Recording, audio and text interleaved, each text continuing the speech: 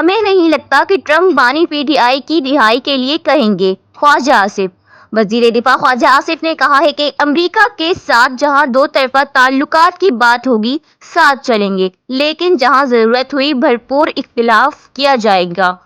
امریکی الیکشن خصوصی ٹرانسمیشن میں بات کرتے ہوئے انہوں نے کہا کہ غزہ، لبنان اور عراق میں جنگ بندی ضروری ہے، اس معاملے پر کوئی بات نہیں ہو سکتی۔ خواجہ آصف نے کہا ہے کہ نسل کشی بند ہونی چاہیے اور نئی امریکی حکومت کو جنگ بندی کے لیے اقدامات کرنا ہوں گے۔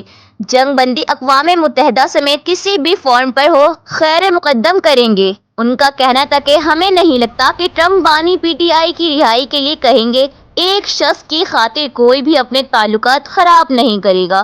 مزید خبروں کے لیے DNews 24 TV دیکھتے رہیں اور ہمارے چینل کو سبسکرائب، لائک، کامنٹ اور شیئر کرنا نہ بھولیں۔